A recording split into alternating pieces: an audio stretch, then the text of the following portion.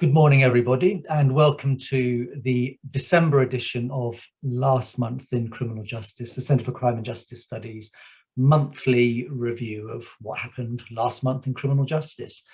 Today, we have a busy schedule of items to discuss. We're going to start by discussing the attempted, or indeed the partially successful bombing of Liverpool Women's Hospital in mid-November. We're then going to go on to talk about the imprisonment of the Insulate Britain protestors, then a report on mental health and criminal justice, followed by some discussion of recent proceedings by the Justice Committee in the House of Commons, House of Lords debate on short sentences, and then we're going to conclude with a discussion on the forthcoming prison white paper. If you have a question to ask or you want the panel to address during the course of the programme, then please use the Q&A function. Get your questions in early, because once we moved on from an item, we're not going to go back. So get your questions in early if you have a particular question on an item, and I will remind you of the running order again as we go. But we have some excellent panelists today. We'll be joined, or we have been joined by Pavan Dhaliwal of Revolving Doors Agency, by Charlie Weinberg of Safe Ground, and by Ian Aitchison, former prison officer and prison governor. I think we're going to have a really interesting discussion and hopefully points of agreement, but also hopefully we'll identify some areas where it is just really quite complicated, and disagreement and dialogue and debate are important. So let's move straight on with our first item, which is on the Liverpool Women's Hospital bombing. Just before 11 a.m. on Sunday, the 14th of November, a taxi burst into flames outside Liverpool Women's Hospital. It quickly became clear that the fire was the result of an improvised explosive device. The taxi driver, David Perry, miraculously managed to escape almost entirely unharmed. Seconds before the car was engulfed in flames, the passenger and presumed attacker, Ahmad al-Swilmin, died in the car. The investigation remains ongoing, so we have to be careful about what we say here today. But it is being treated, currently at least, as a terrorist incident, and the current UK terrorism threat level has been raised from substantial to severe, which means that attack is estimated as being highly likely, a further attack, that is. Writing in The Spectator the day after the attack, one of today's panellists, Ian Aitchison, observed, "Desecration is a key goal for violent extremists. If your objective is to terrify and demoralize a population, and also to provoke a security response that makes life more restricted, it has a logic about it." In Parliament a few days after the attack, the local MP, Kim Johnson, spoke about the wider impact of such incidents on potentially vulnerable communities.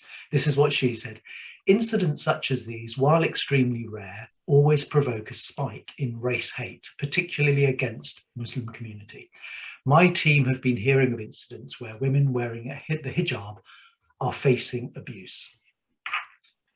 Now, in the face of occasional, unpredictable and potentially devastating violence, what could or should the police and other justice agencies be doing? And is there a risk that a security-driven response risks undermining the principles of freedom and tolerance that many consider so important? Ian, would you like to start by offering some thoughts and reflections, both from what you said in your Spectator article, but some of the challenges really of balancing a security-led response with ensuring that rights and fundamental freedoms aren't undermined? Sure.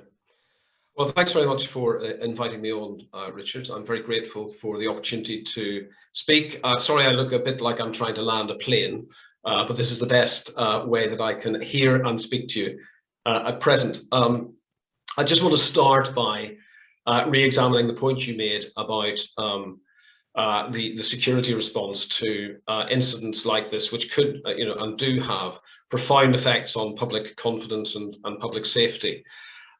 One of the things that terrorists hate is normality.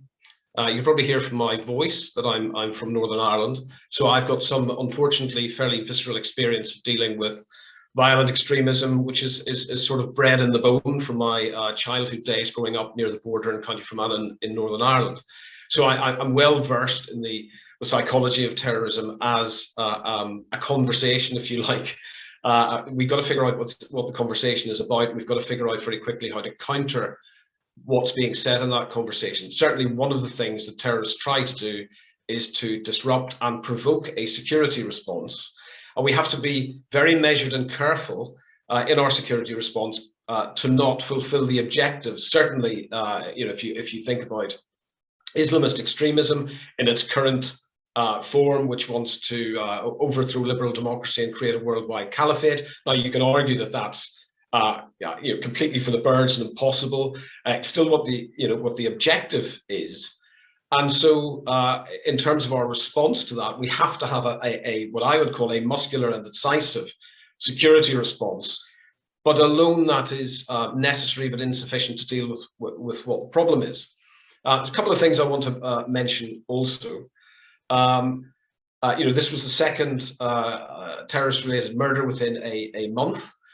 Terrorist threat, as you've said, has moved from substantial to severe. I'm not quite sure what the motivation behind that change is. I don't think numerical numbers of attack should dictate how we describe our threat posture, but that seems to have been the case. But there are very troubling parallels, I think, to get into the meat of this, with some other cases, two other cases in particular, in terms of Al Sweilmeen's behaviour and his past biography, if you like. So the parallels are, first of all, with Ahmed Hassan, who attacked Parsons Green tube train with another improvised explosive device, and just like Al Sweilmeen, he had packed that device with shrapnel. So this was an attempt at mass murder, which was only narrowly averted. Hassan was an asylum seeker, a failed asylum seeker who had mental health problems. Fast forward to 2020 and look at the case of Kerry Sadala. He was also a failed asylum seeker with mental health problems, and he managed to unfortunately murder 3 people in a Reading Park, as we know, and the motivation behind that was Islamist extremism. So there are some themes, and I don't want to bang on a lot. There's a lot of dimensions to talk about here, including the desecration dimension, which incidentally we still don't know, and we may never know what his intended target was. Was it to murder women and children in a maternity hospital, or was it to proceed to the Remembrance Sunday service? And we can talk about the coincidence of timing, when the detonator went off at 1 minute to 11 o'clock, and arguably one of the most iconic moments in the calendar in British life. Certainly, either way, had he gone in and been successful in what he'd done, he would have caused catastrophic loss of human life, and would have, I am sure, then caused an enormous security reaction. So we can be very thankful that his murderous mission was failed in that sense. So a few themes to talk about that have emerged from some of those parallels that I've just described. First of all, we need to talk about the competence of our protective services to manage risk, to detect risk, and to mitigate risk. And we're not just talking about those incidents I've described in relation to the competence of the security agencies and the risk management agencies. We're also talking about, for example, the catastrophic system failure that was revealed in the inquests into Usman Khan and Sudesh Aman, the fishmongers hall and Streatham attackers. So at the moment, I don't think we've got a risk management system, and I know we're going to come on to talk about risk in relation to the parole board, perhaps, that is fit for purpose when dealing with highly dangerous people. Secondly, we've got an asylum system that nobody, I think, would suggest, no matter what perspective you're coming from, is fit for purpose. This asylum system presided over some young men who came from probably brutalized environments, had clandestine journeys, and ended up in this country, and were buried basically and far from any reach of the services that they needed in order to address some of their mental health problems and integrate them in any way into this society. Now, it doesn't, again, matter which way you fall on the migration policy issue. We cannot have a situation, surely it is intolerable, where you have a number of people who are coming in as failed asylum seekers, then fail the system, and then go on to devolve into murderous violence. That is not to say, of course, that all people who are seeking asylum are potential terrorists. And we have to nail this down as well. But we have to allow some space, and of course they're not. The vast majority of them are not involved in violent extremism, but a few are, clearly, and they have the potential for enormous and disproportionate harm. So we need a system that is fit for purpose, rather than the threadbare system we have. I've done some work with charities dealing with young unaccompanied asylum seekers, and the support is utterly threadbare, and the intervention is completely ineffectual when it comes to prevent, for example, being involved in people who are flagged. And several of the people that I've mentioned already have been in touch with prevent. And the third thing that we need to talk about, I think, is the association of violent extremism with mental or developmental disorders. It is absolutely right to say that, first of all, the vast majority of plots that have been detected in this country are from people who've been born in this country. And I would want to reiterate that. But whether you're born in this country or whether you've come into this country as an asylum seeker, there seems to be a fairly significant association with lone actor terrorist incidents and psychological impairment. And what I say when people say, well, that's too difficult to talk about, because on the one hand, people are saying, oh, that's just to try to reduce the potency or the inconvenient fact of a terrorist offender's ideological motivation. I would say that the dead people are still dead. And there's such a strong association, at least. I'm not saying necessarily a correlation, a causative link, but certainly a correlative link, that we need to do much more about improving our mental health surveillance for, in particular, young asylum seekers who are coming to this country. I think I'm going to stop there and allow anybody else to come in.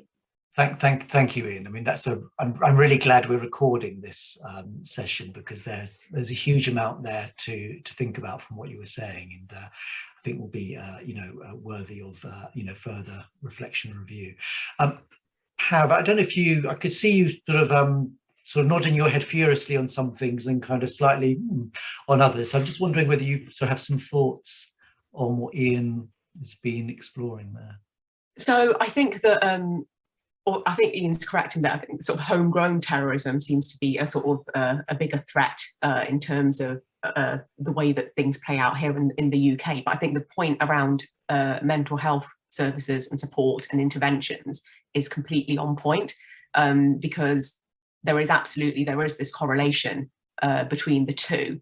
But I wanted to sort of go back to the comments and the quote that you gave from the local MP around the spike in hate crimes after these sort of incidents. And I remember how the landscape changed after 9/11, and what happened to those of us who were black and brown, and then as Prevent came in. And I think that justice agencies, and I think the police actually do tend to do, and I think in particularly in Merseyside, a really good job at being quite proportionate in terms of their response and the way particularly the public statements that they give in relation to these incidents. But I think there's a real responsibility around the media and the reporting of these type of incidents, because the sad reality is there is a massive spike. Hate crime's been going up year on year for as long as it's been recorded. And places like Merseyside, they've got great projects. They've got the Anthony Walker Foundation there that do some really great work on the ground. But I think it's all about having proportionate responses. And I agree with Ian in that the asylum system, if we were to look at that, is not fit for purpose in terms of the levels of support that people get and the way that people are processed through the system. But I think it's also quite important to focus in on the fact that there does seem to be this correlation between poor mental health and people committing these types of violent acts, and therefore at what point do those interventions take place? Who's responsible for picking that up? Are the justice agencies working closely with the health agencies to ensure that these issues are picked up in a timely manner? And I'm sure Ian will know this far more than I do. There's so much work that goes on. These incidents, thank goodness, are so few and far between. And I'm sure that many other incidents get picked up before anything actually happens. But there does need to be better joint working and risk assessments being done. And can I just add, when I was listening to Ian talking, I was wondering about kind of posing the question and the answer the other way around, in that there's an assumed acceptance of asylum and terrorism, for example. It's as if we kind of understand the connection that's being made when we talk about those things together. When I was a teenager, my auntie's full-time carer lost an arm and a leg in the nail bombing in the Admiral Duncan. And I remember getting the tube every day as an adolescent, knowing that there was a man with a spray can of bleach going down, I think it was the Victoria line at the time, spraying blonde women's faces with bleach. Now, both those were kind of hyped up acts of terror, of which I was aware and kind of extremely conscious, neither of which, and Ian, I know you said lots of terror acts are committed by people born in this country, but I think it was MI5 or MI6 yesterday released a report that shows that actually far-right extremism by European heritage people in the UK is the greatest now radicalisation and prevent focus. It's actually young European heritage Caucasian males that are being radicalised by far-right politics and acts of terror that are the focus of that whole prevent priority. I think that is a different way of positing this entire concept and reality that different people live, because for a lot of people, the police are terrifying. And it's a terrifying reality and environment in which to operate when you know that there are whole institutions that will challenge your liberties, freedoms, mobilities and activities on a daily basis. I think somebody put in the Q&A about school shootings, you know, who is it and how is it that school shootings in the US, are they a reasonable analogy or comparator? I think that's really interesting for us to think about. And are those described as, what's the relationship between mental health and, yeah, institutional acts of terror, I guess? And why is that not discussed? What does it mean when asylum is often the result of war? And drawing those points together, I think, Charlie, your point and Pav's point as well, again, talking about mental health, and there's a mention of preventing this as well, you know, and the kind of, we're going to have to move on to the next item very soon, but let me just read something that Pragna Patel, who spoke at one of our events a month or two ago. And this is what Pragna Patel wrote in a recent issue of Feminist Dissent about Prevent. I would like to make a plea to resist rehashing the orthodoxies of the Prevent discourse. We should be concerned not only with tackling all and every kind of state assault on civil liberties, so the kind of classic critique of Prevent in a sense, but also with countering fundamentalist and extremist ideologies. And I suppose one of the things I'm taking from what you're all saying is that there is a vital role for the state in this and state agencies. And the question is whether the kind of the main, you know, the mainline route into this through Prevent and other kind of security-led responses is really, you know, getting to the root of the problem. We're going to have to move on in a second, but Ian, perhaps just if you've got a, you know, just briefly, just very quick reflections maybe on that and what you've heard, but keep it right. So briefly, a couple of things. First of all, on hate crime, which is obviously abhorrent. One of the things that we don't do in this country is we don't involve the community in our security response to violent extremism. And you know, if you look at the Muslim community in particular, who've been surveyed by the Crest Advisory think tank on Prevent, what you find is a very different picture to the caricature that emerges of an oppressed part of the population who feel spied upon by various state institutions. We need to mobilize the Muslim community and other in relation to Islamist extremists and make them partners in that security response. And in doing so, I think we will reduce the suspicions that drive completely unacceptable levels of hate crime. We need to do that, obviously, with communities that foster extreme right wing as well. I suspect it's a bigger challenge to connect below the community representatives of some groups, other than in the white communities that foster extreme right wing sentiment.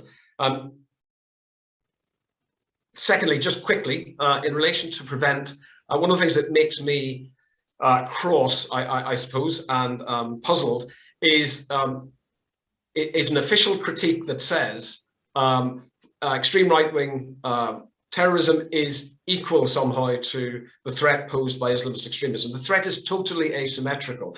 That doesn't mean to say we don't have a threat. We've seen some court cases yesterday, some arrests yesterday in relation to extreme right-wing terrorism.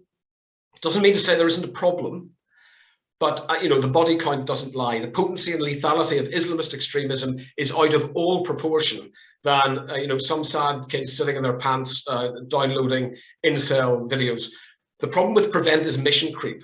It's become all things to all people, and it's an unsustainable project in that respect. It's an unsustainable security response to only a few people who should be picked up as posing a severe threat across the ideological spectrum. I hope the Shawcross review comes out very clearly and says that. Thank you very much, Ian. We have to move on to the next item. I think, this whole issue about kind of Prevent and the role of the state and how it can address these issues is something that we'd very much like to come back to. So I might want to invite indeed all of you onto a future programme to discuss this more. But let's move on to the next item about the imprisonment of the Insulate Britain protesters. Earlier this month, 9 Insulate Britain activists were jailed for breaking a court order banning them from protesting on the M25. The sentences varied from 3 to 6 months. They were also ordered to pay costs of £5,000 each. One of the activists, 44-year-old Emma Smart, was earlier this week moved to the hospital wing of the prison she is in after spending 2 weeks on hunger strike. As things stand, at least another 25 Insulate Britain activists face possible imprisonment for various breaches of orders against them. Now, sentencing the 9 activists at the trial recently, the trial judge, Dame Victoria Sharp, said, by deliberately defying the M25 order, these defendants broke the social contract, under which, in a democratic society, the public can properly be expected to tolerate peaceful protest. The statement read out on behalf of the 9 activists unsurprisingly took a slightly different view. The statement included this observation. In the past, when governments have failed to protect their people, the right thing to do is to highlight that injustice, breaking the law if needed. This is what the suffragettes and Martin Luther King did, and it is what Insulate Britain has done. While the government shows no signs of agreeing to Insulate Britain's demands in relation to insulation and global warming, it is proposing new laws to make future protests more difficult, including making disruption of roads and other transport systems a criminal offence. So, one of the questions that comes from this is it ever right to imprison non-violent protesters? And do such protests risk provoking draconian responses from government rather than actually addressing the activists' desired change? Charlie, would you like to lead us off on this discussion with some reflections? Sure, thanks, Richard. I think the question, do protests risk provoking draconian responses from government? Again, I think government ideology risks provoking draconian responses. Perhaps it's kind of the other way around, and the language of the whole setup I find really interesting. So there's something about the idea of tolerating peaceful protests for me that isn't quite right. It doesn't say encourage or embrace or understand as part of cultural activity. It says tolerate. If the best we can hope for is to tolerate peaceful protest, what exactly is protest? I think there's something about the fact that, and this is perhaps embarrassing, but I did a very small straw poll because I'm aware that I, up until yesterday, actually didn't know what Insulate Britain's mission was. I didn't know what it was about. So that to me speaks to something around the nature of social movements, protest and messaging. And when I did a very small straw poll amongst a group of 5 people, one of them knew what the actual mission of Insulate Britain was. So interesting. I think the notion for, was it a judge who invoked the social contract? Fascinating. Let's talk about the social contract, please. A, what is it? B, who knows what it is and who makes it? And C, if you want to talk about breaking the social contract, let's do that. Let's talk about austerity. Let's talk about policy making. Let's talk about prison in general. And then let's think about who's contracting with whom to do what, under what circumstances, by what mechanisms. And I think hunger strike is a very extreme end of a protest spectrum. You know, that's awful. She went into hospital after 2 weeks. I didn't even know. And no, I don't think putting people in prison between 3 and 6 months is ever going to do any good for anybody or any mission, really. So they were the things. And then the idea of new, even more new offences being created in response to this just doesn't move anything forward for anybody, no matter what end of the political spectrum you're on. They were my thoughts on listening to your opening segment. Just pressing you a little bit on the social contract as you raised it. I mean, I think reportedly when the judge made that comment, there was a shout from the gallery to the effect that the social contract has already been broken.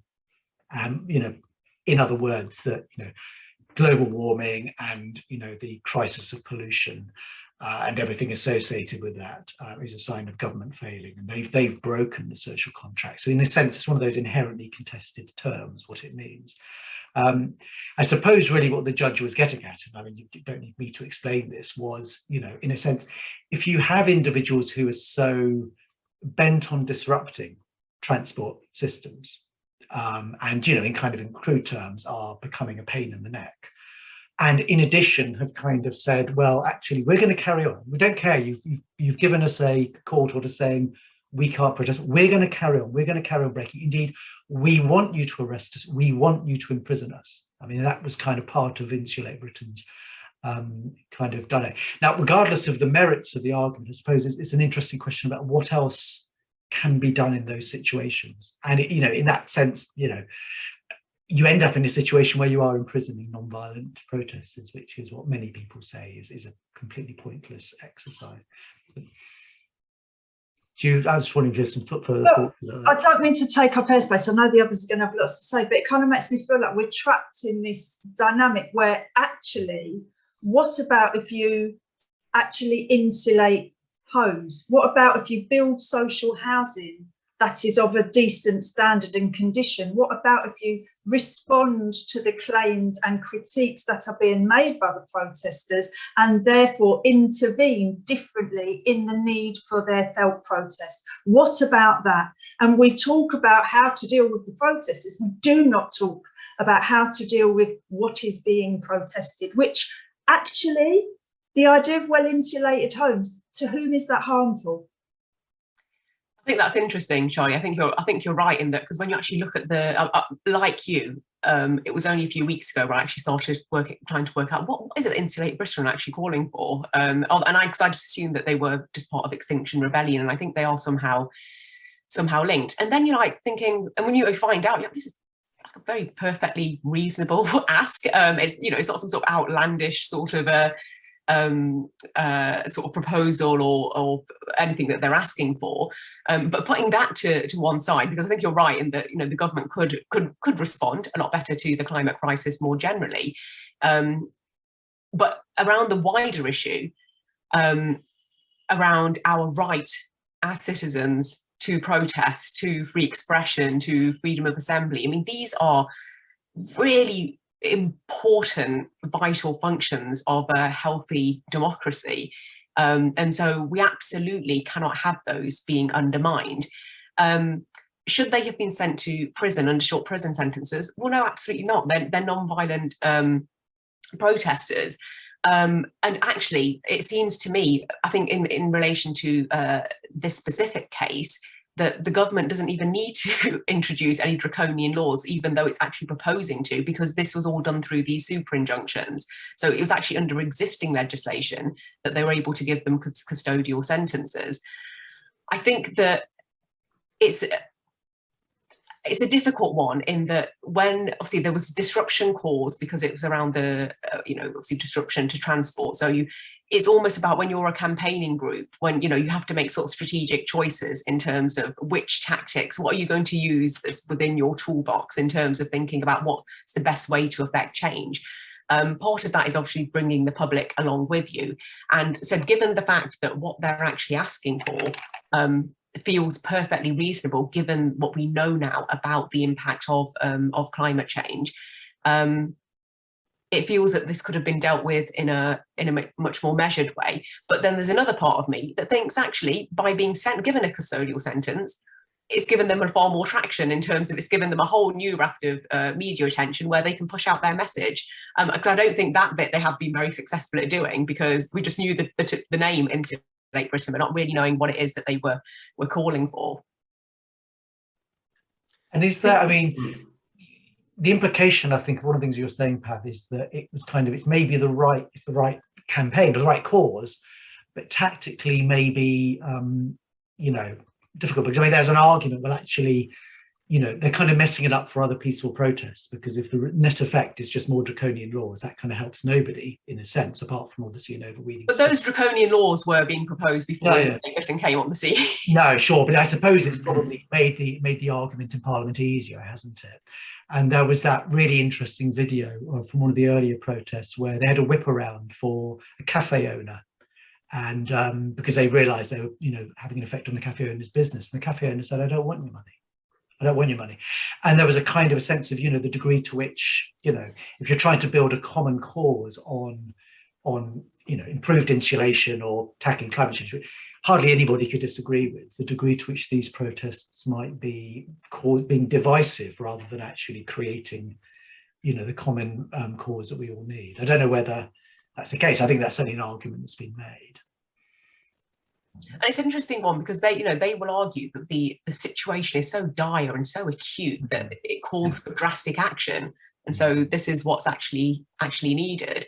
I certainly hope that it wouldn't impact in terms of any opposition, because I know that it was the Joint Committee of Human Rights. He came out against the measures in the police and sentencing bill to try to impose restrictions on protests. And yeah, we shouldn't be trying to curtail like these, like I said, what are actually really fundamental rights. But I think that, as I said, the custodial sentence, it was there for the judge to use. Is it going to have the desired impact? I think, judging by the past behaviour of Insulate Britain, I think if anything, it's probably spurred them on to cause more civil disobedience and disruption. Yeah. Well, we'll have to see, I guess, won't we? Yeah, I mean, this could well be. Ian, before we move on, I see you were maybe wanting to have a few. Well, I mean, just quickly, I think this is it's rather ironic. This is a very British protest. What do we want? Loft insulation. When do we want it? Now. And so it's a reasonable ask, but the tactics were completely unreasonable. And the people who are protesting broke the law and need to be punished. The question is twofold. Is first of all, how they should be punished. And secondly, what does this say about our tolerance for peaceful protest? I think, frankly, and I'm going to disappoint everybody by agreeing with them, that I think in a liberal democracy, a healthy liberal democracy, we shouldn't just tolerate peaceful protest. We should actually foster it, because that's the way society is held together, when people are listened to.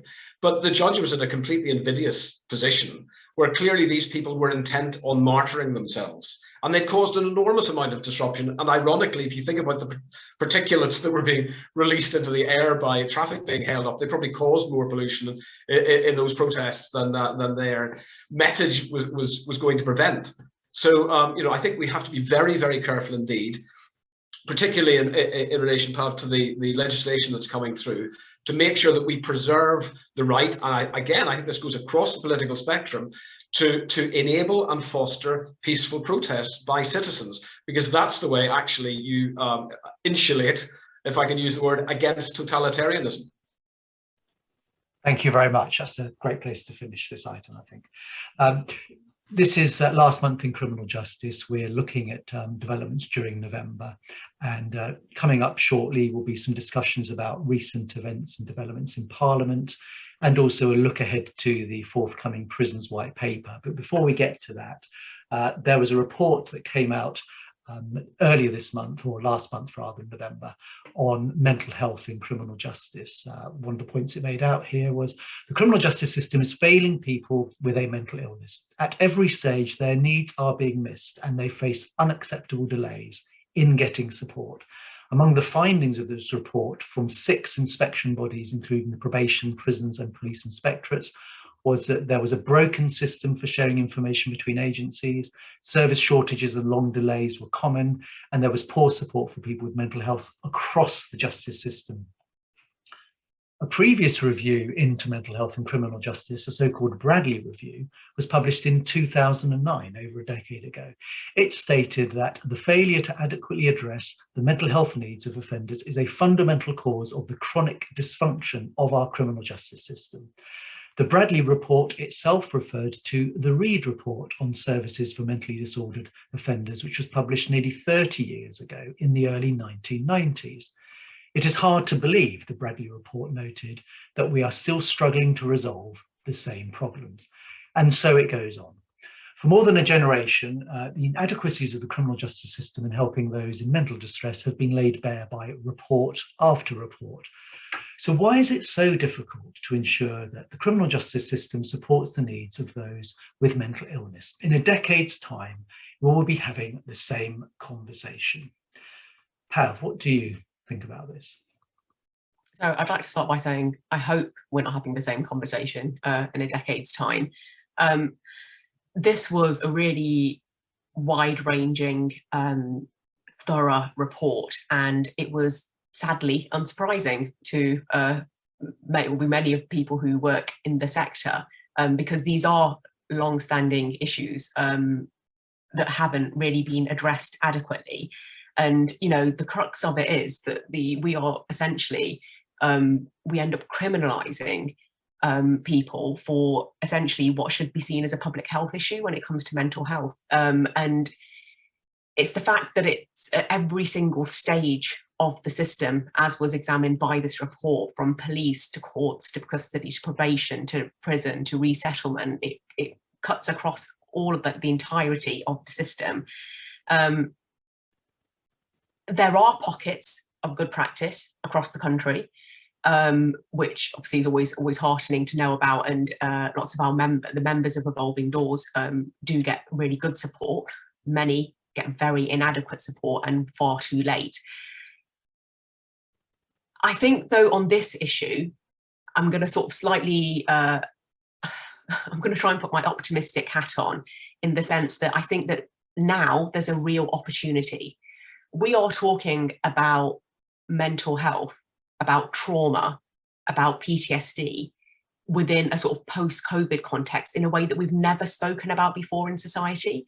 And the government are talking about their commitments to ensure that mental health provision is adequately funded and that people get support at the right time. And it feels to me that if this could be seen as part of the sort of like the great reset around, you know, coming out of COVID, given the fact that, you know, mental health touches people, and I mean, it touches people across all sections of society. And particularly if you look at people within the prison population, particularly those on short sentences, the vast majority of people who are in there have got mental health, substance misuse problems. And what we fail to do within our system is to really tackle the root causes of offending behaviour. And instead we end up criminalising and putting people through a system which does nothing other than exacerbate their existing problems. So there are obviously lots of commitments from across different agencies to to do better, and the recommendations across this report need to be taken up. But I'm hoping that as we look at mental health through a new lens, given what we've been through as a country, as well as a global population, that we can then have an acute focus on those people who are more vulnerable to mental health issues, and how those get addressed before people enter needlessly, for a lot of these people enter the criminal justice system. I mean, I love your optimism. I guess I suspect that probably around the time that the Bradley review was published, there would have been people saying this is now the opportunity, that we can really get something done about this, and no doubt probably for previous reviews. So kind of, I mean, your point about the transformative effect of COVID taken, I guess the concern might be that given that the government is wanting to spend a lot of money on building new prisons, and we might come back to that later in this programme, and we know that public finances are under strain, is there really going to be the potential for the transformative investment that might be required to make a significant impact on this problem? Well, these are the choices that government has to make, and but it does feel that around public health responses I think there is an opportunity for us, and I think it's really important for those of us working in the sector to really push the decision makers on this to ensure that it does happen and to hold them to account. I mean, it would require huge investment, but then if you can't look after the mental health of your population, we're talking about a social contract. If we can't do what essentially should be the very basics, then all you then end up doing is then plugging more gaps and having to invest more money in other sectors to try to counter the fact that you haven't actually tackled root causes of people's behaviour. So it would be counterproductive for the government not to put investment into this area, and for agencies to have better joined up working with public health. It goes back to what we were talking about in the first section, as Ian was saying, around making sure that people's mental health requirements are picked up early enough to ensure that they get the right help and the support that they need.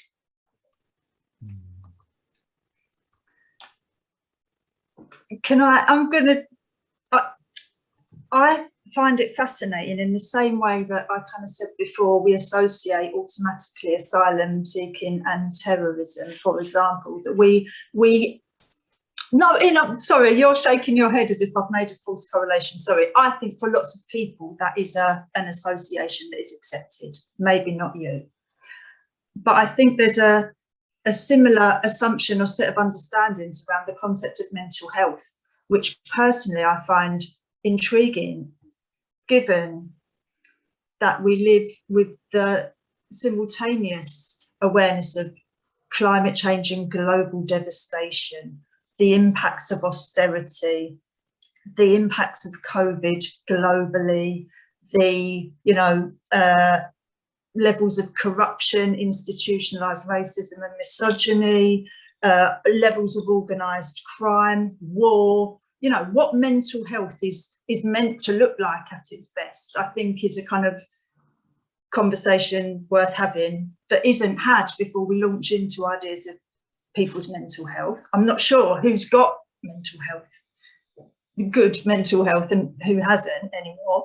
I think it would be extraordinary to live in a terror-filled, fear-mongered world and not suffer from mental distress, one. And two, I think it's almost impossible, I think Pav's probably covered it, that prison does anything to not damage people's mental health. No matter if you go into jail with good or reasonable mental health, it's likely to be negatively affected by your experience in prison. And I think until or unless we're going to stop having to have the same conversations about race and racism, about poverty, about local authority care standards, about resettlement, housing, generally, we're going to have the same conversations about people's mental health. Well, if I could just chip in. There's no money in prisons. There should be, of course, but there isn't. So I'm afraid I'm not sure if I share your optimism, Pav, about a fix anytime soon. That's not to say there isn't a moral imperative to help address the problem. Mentally disordered prisoners are often in prison because they have harmed people. We should not forget that. But mentally disordered offenders often harm only themselves. And if you've been in a position like I have, walking into a cell and seeing somebody who's taken their own life because of acute distress, it really does bring it home to you that we need to do something much more in order to address the problem. The problem is multifaceted. It's sometimes related to trauma. It's sometimes related to chaotic lives and self-medication, using drugs, which is then exacerbated by being in an environment which I have often said, in relation particularly to the prison service's fatuous description of prisoners as residents. They're being held in conditions that you would hesitate to put livestock in, and possibly if you did, it would be outlawed by DEFRA.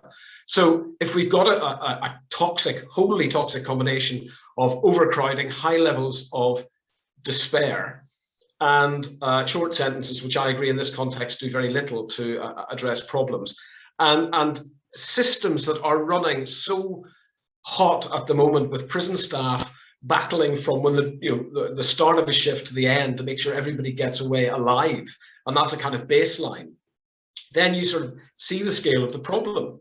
But you can look at it through a moral lens. It's absolutely right to say that we should not be imprisoning people and magnifying their distress to the extent that they harm themselves, and quite often, far too often, kill themselves.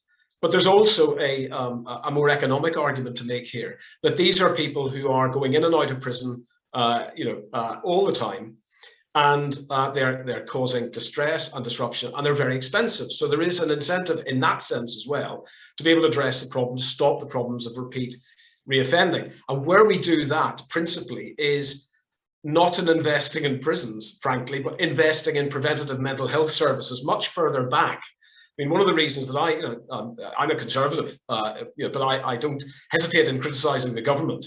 And one of the things that relates to this very clearly in my mind is a previous Conservative government under Theresa May had a serious knife crime summit, where it appeared from the output, everybody was saying, well, if only we had a multi-agency team that was around a young person who was at risk of offending, we might really help the problem. They were actually describing youth offending teams from the 1998 Crime and Disorder Act, which already existed if anybody knew about them, but had been completely buried, and their funding had been cut off. So investing in CAMs, investing much more heavily in giving more status to youth offending teams who can intervene earlier and divert young people with a spectrum of problems, but very definitely including mental health problems and trauma, out of the criminal justice system before they actually get on that dismal conveyor belt that far too often ends in people taking their own lives in prison. Thank you very much. In the follow-up email from this programme, we will share a number of links and references to some of the points that have been raised by the panelists. But let's move on to the next item, which is actually related in many ways, on IPP sentences. The biggest mistake made in the criminal justice system during my period as a judge. These are the words of the former Lord Chief Justice, Lord Woolf, speaking in the House of Lords last month about the imprisonment for public protection sentence. Prisoners subject to a so-called IPP sentence have no agreed release date, leaving some of them languishing in prison for years after the original term set by the court. Over 1,700 IPP prisoners have never been released, despite the sentence being abolished nearly a decade ago. More than 95% of those unreleased IPP prisoners have served sentences longer than the original term set by the court. The mental anguish this causes to prisoners and their families and friends is enormous, and for some it proves unbearable. Last week, the House of Commons Justice Committee held the first evidence session into its inquiry into IPP sentences. Donna Mooney, a panelist in October's Last Month in Criminal Justice, and fellow campaigner Shirley De Bono were amongst those giving evidence. The inquiry won't report until next year. In the meantime, thousands of prisoners will remain languishing on a sentence Parliament itself acknowledged a decade ago should never have been created. So compared with the huge problems faced by the justice system, including a number of the really big problems we've just been talking about, the problem of IPP is relatively easy to fix. So why is it proving so difficult to do so? Charlie, would you like to share some initial thoughts on this one? Sure, I'm not a technician. I am not an expert in the law or its application, far less sentencing. But this makes me think about, you know, Lord Wolfe described this as the biggest mistake of his tenure, I think, you read out. How do you publicly back down from that? How do you publicly accept, take responsibility and repair from a mistake the size of that, when there are many people who have served not only over what their expected prison term would have been, but sometimes decades plus from what the tariff of their original crime would have been? How do you publicly take that on without, I suppose in government terms, looking, I mean, weak? I don't know. What is the problem with accepting a mistake and then going all out to make reparations for it? Isn't that what crime and punishment is about? Accepting that you've made a mistake and then seeking to repair the harm. And it seems that this resistance to accepting the IPP was an absolute abhorrent error, and then correcting it is a really difficult, problematic that successive governments have got themselves backed into a corner over. And my only guess is potentially it would lead to the opening of a huge can of worms around sentencing generally, around the use of prison, around the use of punishment, and around the ways in which we apply both sentencing and custodial environments. To what end? And there was a kind of an interesting exchange in that same House of Lords debate, because one of the other speakers, Lord Blunkett, who, as David Blunkett, was the Home Secretary who introduced the IPP sentence, and now is one of the, the most vigorous critics of it, and with it, has expressed quite regularly his own remorse about it. And Lord Wolfe, in that debate, reminded Lord Blunkett that he, Lord Wolfe, had argued quite strongly at the time against the introduction of the sentence, and Lord Blunkett was gracious enough to acknowledge that. So it's a really kind of it's one of these classic kind of kind of challenging problems. But I'd be interested in Pav's thoughts. I think particularly, Charlie, on your point you kind of concluded with about, is the problem here that if you really start addressing that, you're kind of opening up a can of worms in relation to kind of sentencing policy more generally, which might find it difficult to kind of keep controlled, as it were, which of course is what government's interested in. Just before you sorry, can I just say the most important part of that whole thing for me is about, it's based on risk and risk assessment, as I understand it, and both Ian and Pav will probably be able to correct me. IPP, those sentences were given out to people whose risk was deemed so unmanageable that the only way to contain it was to imprison it indefinitely. It's a risk assessment system that is riven throughout our entire systems that I think makes it very difficult to now examine in detail. And thank you, Charlie. And just there's a question that's just, or an observation, a question that's just come through on the Q&A from Ben Leitman of Inside Time, which is an excellent newspaper, which is distributed through prisons for prisoners. And he talks about, we'll be coming back to Dominic Raab in a minute, so let's not go down there, but he kind of says that Dominic Raab sounded pretty unconvinced about the need for action when he was before the Justice Committee yesterday. And he says, do you think he'll listen to the Justice Committee's recommendations if it calls for action? So I think, again, that question about whether, how willing are government to resolve this problem, and why do they seem so resistant to doing so? Ian or Pav, do you have some thoughts on this? Well, if I could maybe start. You know, the IPP population started off at over 6,000. I think it's down to 1,600 now, and that's obviously 1,600 people too many. The problem that I have with indeterminate sentences isn't that they exist, because I think there are a very, very small number of people, we're certainly not talking about the scale here, that are so dangerous, and I include terrorists in this. We may need some other form of detention to be, you know, until we're very clear that they are not going to do the sorts of harm that Sudesh Aman and Usman Khan wreaked in Fishmonger's Hole and in a high street in Streatham. But they are a very small number of people. My problem isn't with IPP isn't the conception of it per se. It is the totally immoral situation that you put people in when you say to them, you've got an indeterminate sentence, and the way you get out of that is to address your offending behaviour, and then no attempt is made to provide the interventions or the opportunities for those people to be able to prove that they have reduced their dangerousness. And that was the massive fundamental flaw in the system, where you saw time and time again that decisions on risk that were being made were erring on the side of caution, because an offender who would appear before the parole board, for example, was not able to demonstrate through no fault of their own that they'd done any work to reduce their offending behaviour. You know, that's something that needs to stick with policymakers who presided and ministers who presided over that completely immoral situation. But you know, I think should there be more speed? There absolutely must be more speed applied now to the cases of all the remaining 1,600 people who are in custody, to make sure that they are released as soon as they possibly can be. We haven't talked about the recall statistics for people who've been released from IPP. I don't have them in front of me, but I think from memory, and correct me if I'm wrong here, they are relatively high.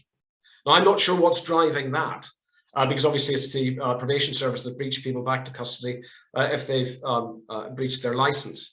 But you know, conceptually, I don't have a problem of this being very carefully applied with the right safeguards, and certainly with the contract, if you like. We talked about social contracts earlier. The contract between the offender and the state being, we will give you every opportunity to demonstrate that you have reduced the risk and the dangerousness that resulted in you having this sentence in the first place. That doesn't exist at the minute, and that is a moral failure of government and the system. Thank you. And Ben from Inside Time has just also put on the Q&A. There's about 3,000 IPPs now in prison, around 1,600 awaiting first release. Okay. These are individuals who've never been released, but I think, yeah, emphasising your point, Ian, that there is actually a significant issue also of recall. Yeah, fair enough. And you know, certainly under the current arrangement, IPP prisoners are not even eligible to apply for the licence conditions to be removed until 10 years after release. So they have to wait 10 years, and then they can apply to have their licence conditions, which would obviously potentially subject them to recall, be released. And given that some of these have been, you know, sentenced to an original prison sentence of, you know, 6 months, a year, 1, 2, you know, 2 years, quite short sentences, not all by any means. Pav, did you have any very quick observations about this item, or are you? Only that, in terms of the point about opening a can of worms, I don't think this is an administration that is averse to opening up cans of worms. And it shouldn't be beyond the wit of our policymakers and decision makers to rectify this really egregious situation that we're in. But there's an interesting point here from a Jeremy Hawthorne in the chat, who talks about setting up resentencing panels to go back to a determinate sentence. So it seems that, yeah, it feels that this is, I don't understand why it wouldn't be fixed, given the fact that there is a clear opportunity now to do something about it. But this maybe is more towards the government sort of risk aversion sort of stance around law and order. Yes. And I think, you know, there's already been some evidence published by the Justice Committee, including from the Ministry of Justice, which is frankly rather depressing read, or at least that's certainly my perspective on it. But, you know, we'll circulate the details of the pages from the Justice Committee inquiry, where, you know, everyone can look at the evidence that's being presented to them, the written evidence, as well as also following the ongoing proceedings of the committee. Let's move on to the next item, and we stay with the Justice Committee, and we've already mentioned Dominic Raab, who it was his first outing as Justice Secretary before the committee yesterday. His colleague, the Prisons Minister Victoria Atkins, appeared at the committee earlier in November to talk both about the issue of women in prison and also the ongoing crisis within the children's prison estate. But we want to just focus particularly on Dominic Raab's remarks, because during the session, he made some interesting remarks about the work of the Parole Board and the degree to which its decision making is actually either overly cautious or underly cautious. In the case of Dominic Raab, he argued that the Parole Board was not cautious enough when it came to the release of prisons.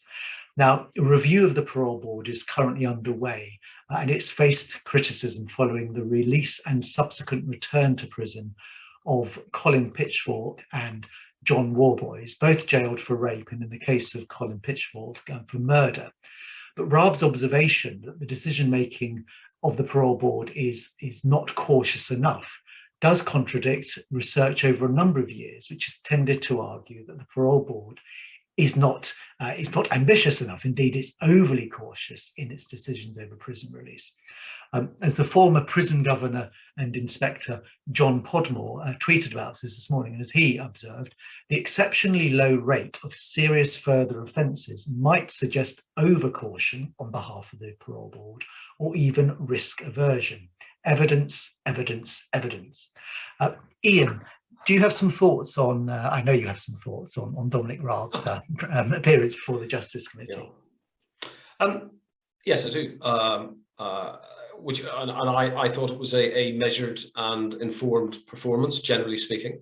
I'd just like to say something though about the Select Committee, the Justice Select Committee. I think outside of inquests, parliamentary scrutiny through the Select Committee, which I think has been brilliantly chaired by Bob Neal, is really the only way that ordinary citizens can see ministers and senior officials in Her Majesty's Prison and Probation Service being actually held to account for the system that they are running.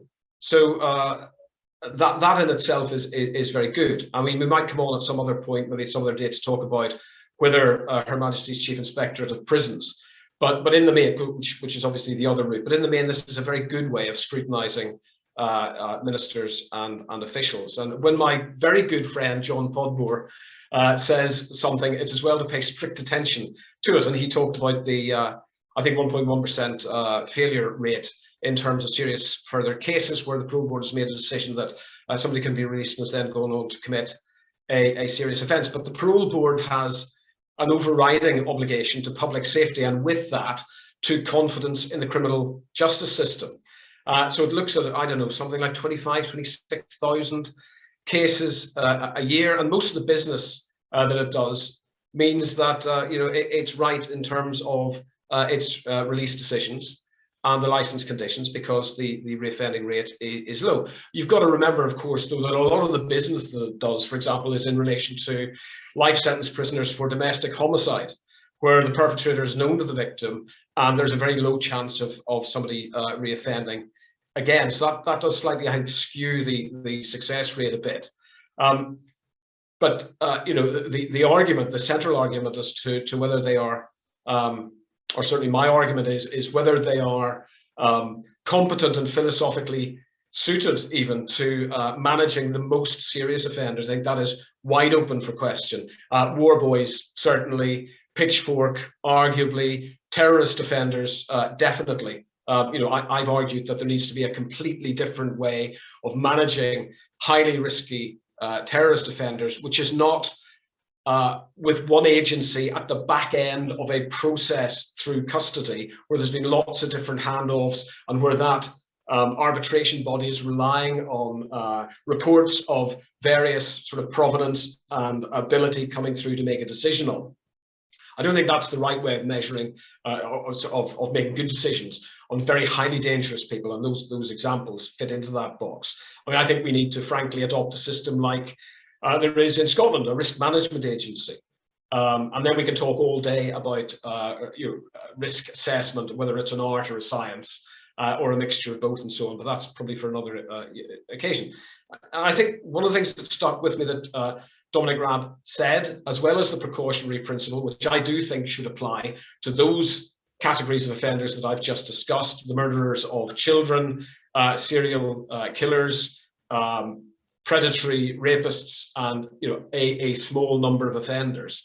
And I think he's right on that, frankly, in terms of a redesign, a reboot of the system.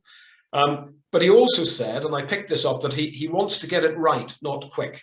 So I do think in this instance, he's open to debate, and he's open to further questioning, and I hope that occurs, because we need to get this system right, but primarily it needs to be right to serve the public, to protect public from harm, and to therefore give confidence in the criminal justice system as a whole. Yeah, I mean, thank you. I mean, there's a question here from Martin Lignon, and although it relates to IPP, I think it's very relevant to this one, because IPP sentences and prisoners are themselves caught up in the problem of parole board decision making. And so, the question that she's asking, how do you prove a negative, i.e. that you are not a risk any longer? And I think, Ian, you've already explained some of the problems in the IPP prisoners face.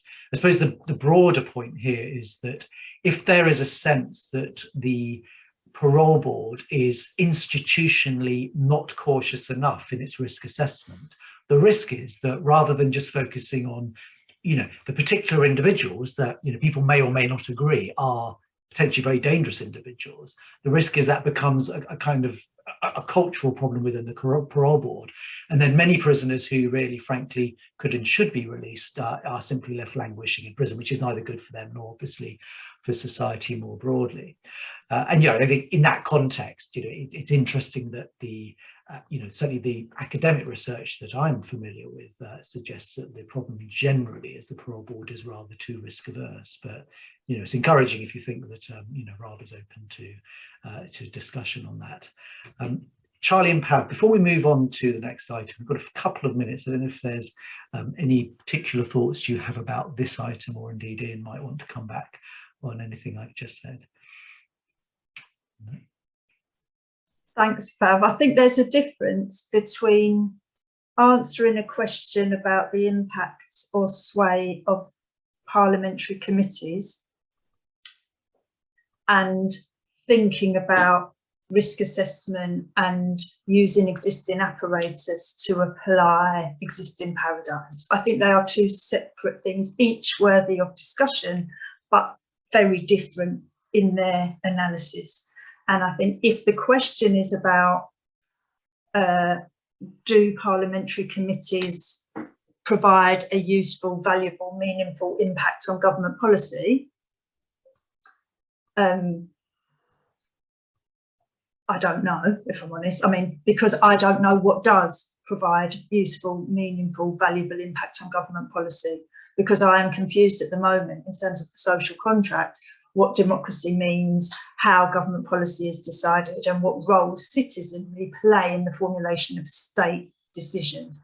I am not clear about that. Therefore, I cannot say that parliamentary committees are a particularly useful jewel in that crown. However, given that we have what we have, and that they might be discussing issues like risk assessment, I've written copious notes about that, and I won't deliver liturgy, but I think it's a hugely flawed approach that produces hugely flawed outcomes. And I think if the government wanted to take risk seriously, or criminal justice policy were to be based on evidence, I think there is a huge amount of work by Joan Smith, by Sylvia Walby, all of which offers us really useful ways of understanding risk and how particularly violent offending escalates under either austerity or through boys' increase in age, for example, that we could be paying huge attention to, that would be hugely preventative, and that is totally ignored. Richard, can I make just a really quick point just on that? So committees, select committees provide a really vital function. It's around checks and balances and accountability and actually scrutinising and understanding an actual evidence base. And I go back to Ian's friend who tweeted earlier around evidence. Obviously, political decisions, as much as we would like them to be completely evidence-based, and are seen through a slightly different skewed lens, whereas a committee's job is to be completely independent and to scrutinise the evidence in a completely independent way.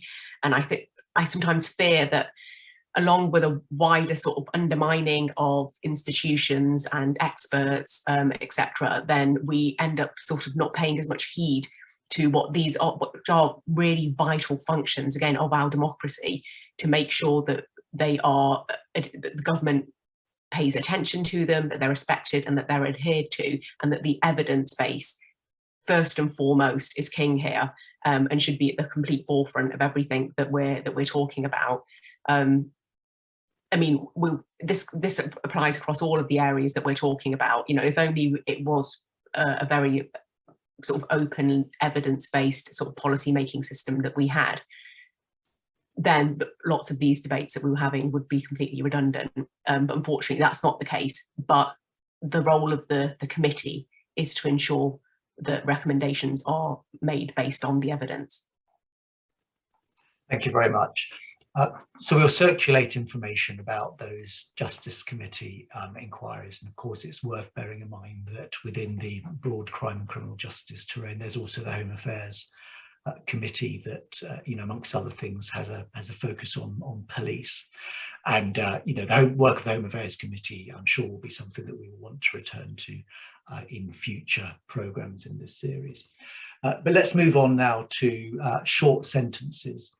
In the previous programme, we discussed the mammoth police crime sentencing and courts bill, which is in the committee stage currently at the House of Lords. During the committee stage, the bill is examined line by line, with members of the Lords proposing and debating amendments to the existing text of the bill. 2 amendments aimed at tackling the problem of unnecessary short sentences. One amendment, supported by Revolving Doors Agency, among others, aimed to reduce the number of short sentences by requiring magistrates and judges to justify why a community or other non-prison punishment would not do. Another amendment, supported by the Centre for Crime and Justice Studies, aimed to reduce the use of imprisonment, including short prison sentences, by making it harder for judges and magistrates to impose prison sentences in the first place. So 2 different approaches to dealing with a recognised problem. The last Justice Secretary to support short prison sentence reform was David Gauke, who left Parliament in 2019. The Labour Party remains committed to reform, but there is little apparent interest amongst government ministers for any meaningful reform in this important area. So what does the future hold, and how might the case for reform continue to be made? Pav, Revolving Doors Agency supported one of the amendments, Centre for Crime and Justice Studies another. I certainly don't want to get into an argument about, you know, whose amendment is better, because they're trying to do slightly different things. But tell us a little bit about, you know, the Revolving Doors Agency perspective on this issue, and how you kind of think it might be possible to try and get some sensible reform in this area. Okay, so this goes back to the evidence. The evidence is very clear on this issue. Short sentences do not work.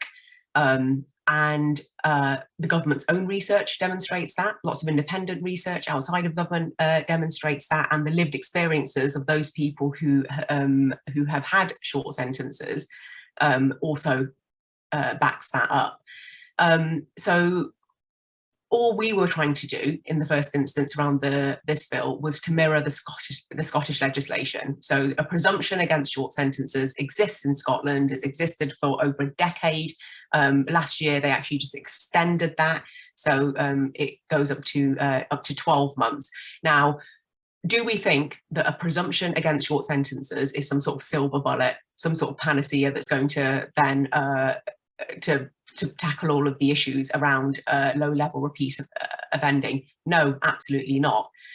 The only way that a presumption against short sentences would work is if you then also had adequate investment into community sentences, out of court disposals, mental health treatment orders, drug and alcohol treatment orders, ensuring that pre-sentence reports adequately reflected the situation, and recommendations from probation were made to magistrates.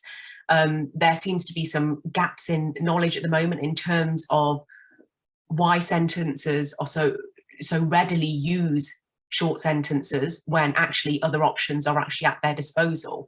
So it's just one approach to try to tackle quite a complex problem, but it's actually, it makes it makes it easier to look at the other areas if you knew that legislatively there was a presumption against, and so therefore a justification would have to be made. But it really is about investing in those other diversions and sentences which actually tackle the root causing of the offending in the first place.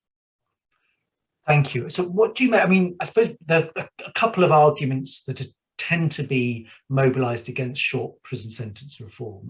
One set of arguments tends to be, if you do have a so-called statutory presumption, and effectively, apart from in very limited cases, you have a bar on imposition of short prison sentences, the risk is that you end up tipping some people potentially over the bar. So individuals who may well have got say a 4-month sentence end up with an 8-month sentence, for example.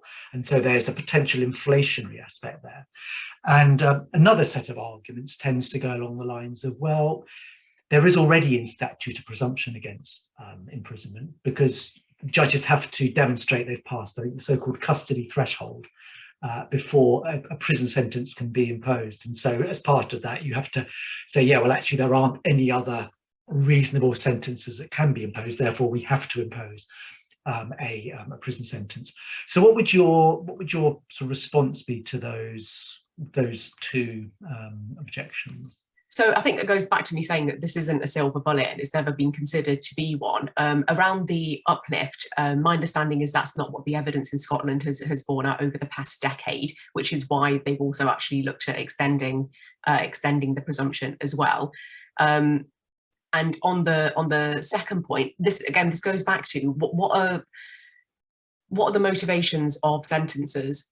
What's the evidence that's being presented to them? Are they getting full, comprehensive pre-sentence reports, which are based upon recent evidence and a full sort of picture in terms of what's happened with this individual?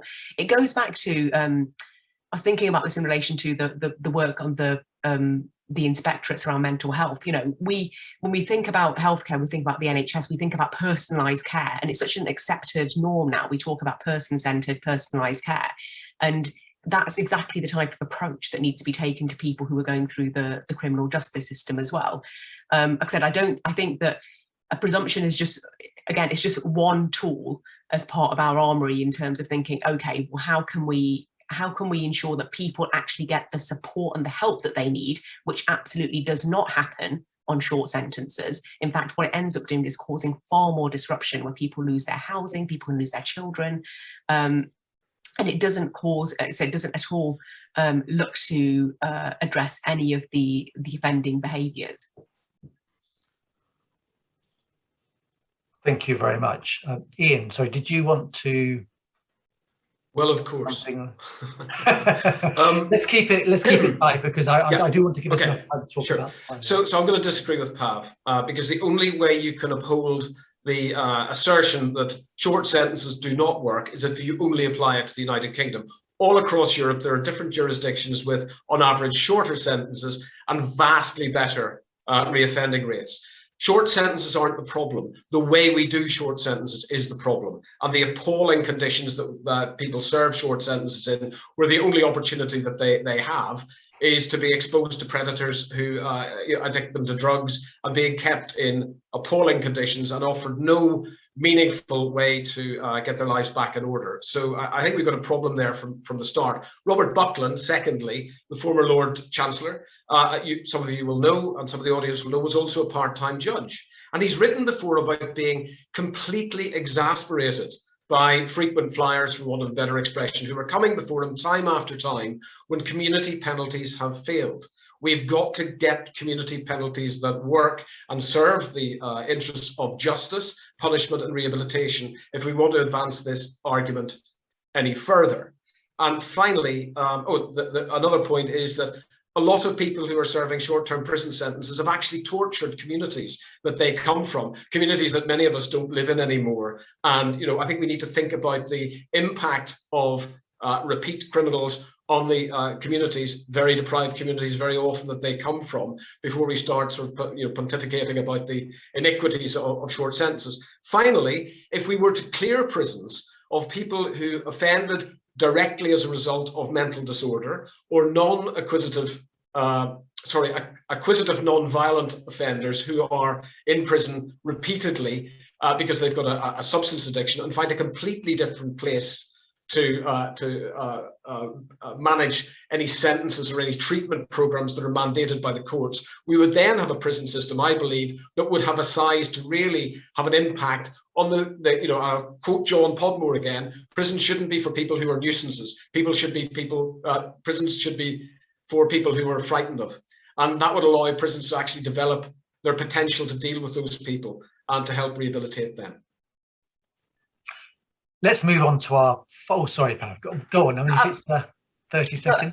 So I was just going to say, so actually, I think probably Ian and I are in a lot more agreement than would appear apparent there, because actually what we're saying is, yes, community orders, treatment orders can be more effective in terms of reducing reoffending. So short sentences don't work. Putting people in a custodial setting in the way that the custodial setting works at present absolutely doesn't work, because it doesn't address the root causes and behaviours. But there are options that do work to address those behaviours, and so therefore that's why the short sentences doesn't work, and therefore why we should move away from that. So unless we are confident that the prison system is all of a sudden going to go through some wholesale reform in which that's going to be changed, we have to work with the system that we're in. And therefore, we need a presumption against, and we need people to be treated in the community. Thank you.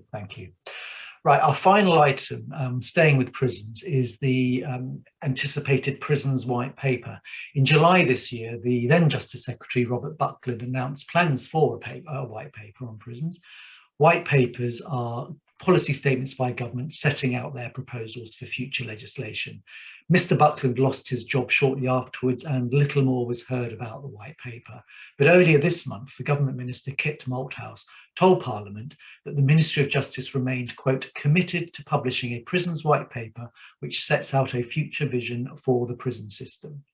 This would include, he suggested, setting out how the government planned to spend nearly £4 billion on prison expansion, as well as a rather more modest investment of £200 million on improved prisoner resettlement support.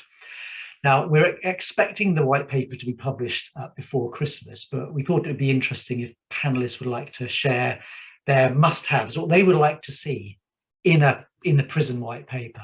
So, Pav, it was you actually, I think, who suggested this item. Do you want to go first? Do you want to give us a quick, wish list of items you'd like to see in the white paper? We've probably got about 1.5 to 2 minutes each on this one.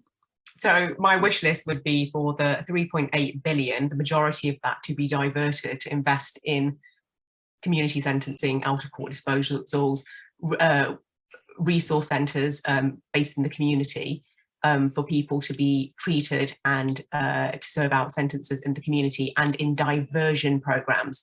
24,500 extra officers are tens of thousands more opportunities to divert people outside of the criminal justice system to get the help and support that they need.